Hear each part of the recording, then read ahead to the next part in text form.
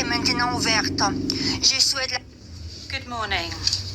I would like to welcome everyone inside and outside of the courtroom. Now, before we start with today's initial appearance, I would like to remind you that the Chamber has authorized video recordings and the taking of photographs. Please go ahead.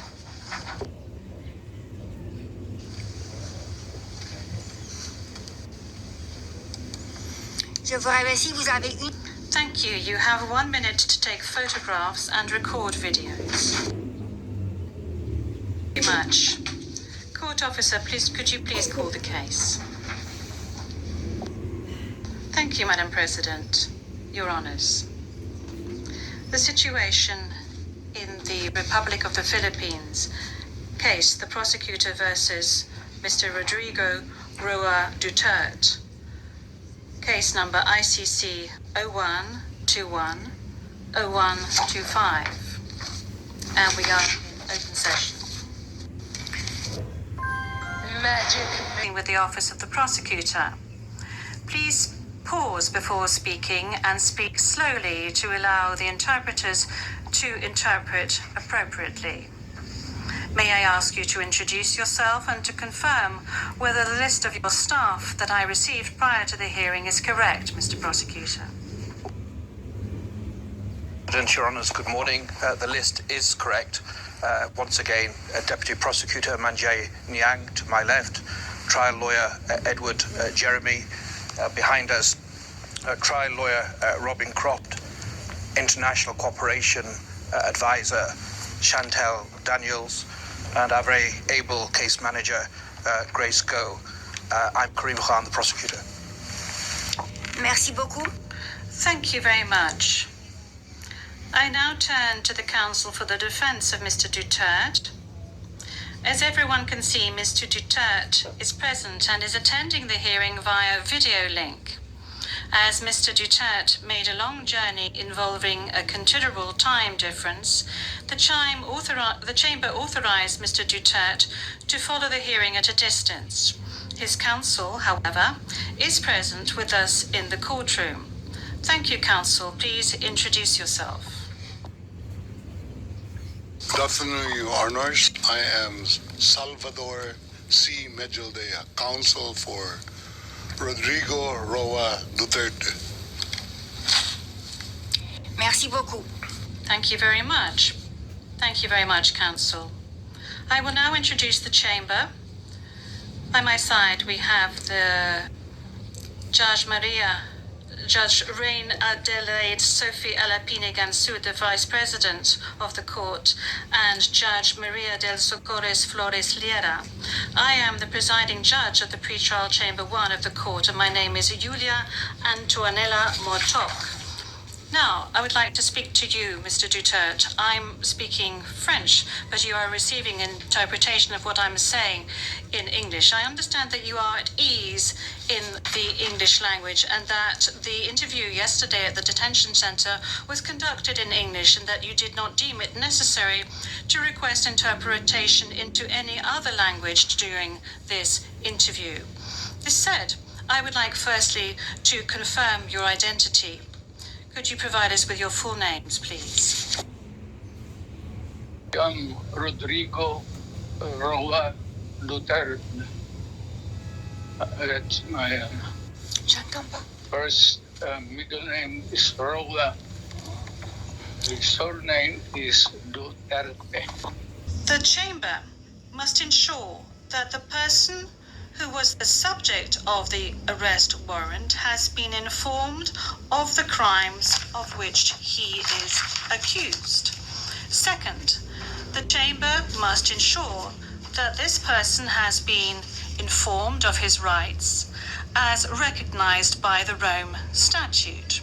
Third, the chamber must set a date on which it intends to hold a confirmation of charges hearing, and that a redacted version of the prosecutor's application for the issuance of the warrant of arrest concluded that there were reasonable grounds to believe that Mr. Duterte is criminally responsible pursuant to Article 25(3)(a) of the Rome Statute as an alleged indirect co-perpetrator for the crime against humanity of murder pursuant to Article 7(1)(a) of the statute as follows.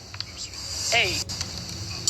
Murder of at least 19 persons, allegedly drug pushers or thieves, killed by members of the Davao Death Squad in various times with the assistance of persons who were not part of the police at various locations in the Philippines between 2016 and 2019. I'm not going to ask you to stand up because I know your condition, so I'm going to allow you to remain seated. You have just heard the reading of the charges, which are in accordance with the content of the arrest warrant you received, which concerns your rights as a suspect before this court. I will summarize some of these rights, which are of particular importance at this stage of the proceedings. Those rights are as follows. You can also make statements in your defense without taking an oath. In addition to any other disclosure provided for in the statute, the prosecutor must disclose to you, as soon as practicable, evidence in his possession or at his disposal that shows or tends to show your innocence or to mitigate your guilt, or that could undermine the credibility of the evidence against you. At the confirmation of charges hearing, you can contest the charges, challenge the evidence presented by the prosecutor, and present evidence. There will be no trial if the charges are not confirmed or if the proceedings against you are completed.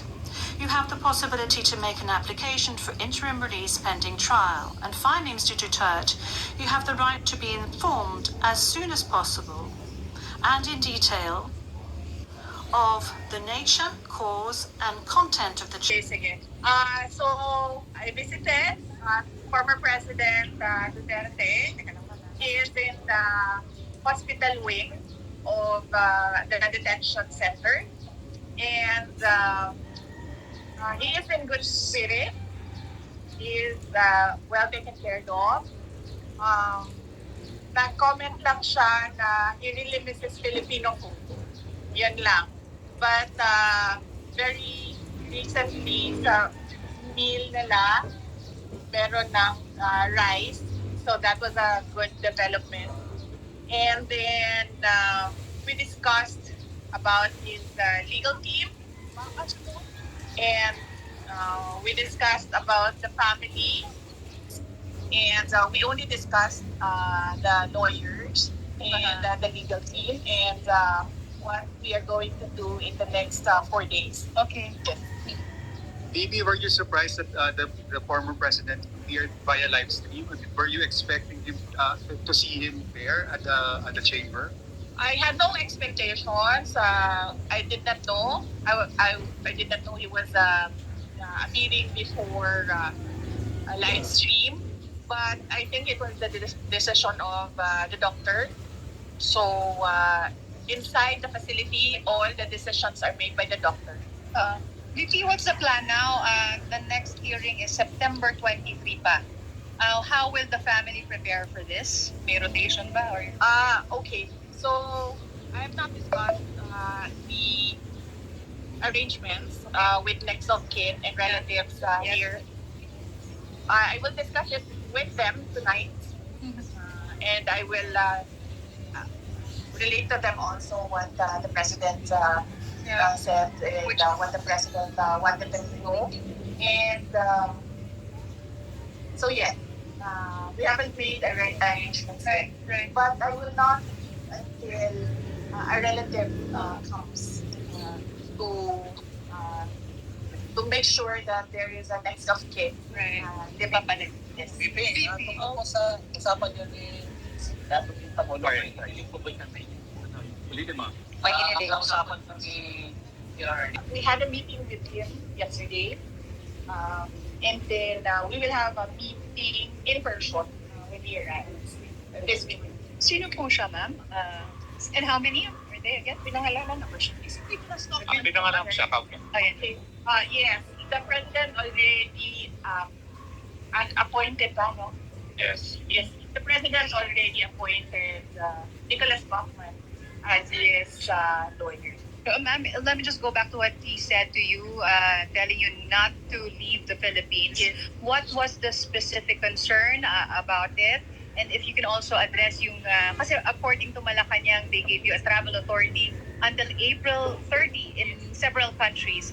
Ano po kaya yun, ma'am? Ano yung reason for the travel? My travel? Yeah. The moment that I felt that it was an extraordinary rendition, the moment that I felt that it was a kidnapping because they were holding him in 250, which is the air base of the Presidential Air Lift Wing. I felt that he will not be able to leave that place, but he will be taken to wherever. At the time, we did not know. So we were preparing for a list of countries where he may be taken. So, and at the time, I did not know how I will be able to enter that country. So we had to apply for travel authority for Four, no? yes, countries because I did not know how I would be able to travel. Okay. So, hindi necessarily pupuntahan BP or kumbaga i-complete yung travel up to April 30? With regard to the date, no. No Because naman. at the time, I did not know also how long was I gonna be. How long was I gonna be Away. yes, wherever he is. So we applied for until April 30th.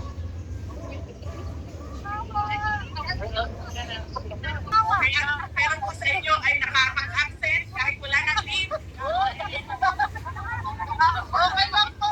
Okay lang. Okay, that's nice. Hapon may ginawang meeting. Di ba niyo po, sasabihin ko sa kanila na i-post nila publicly para kahit yes. Salamat po.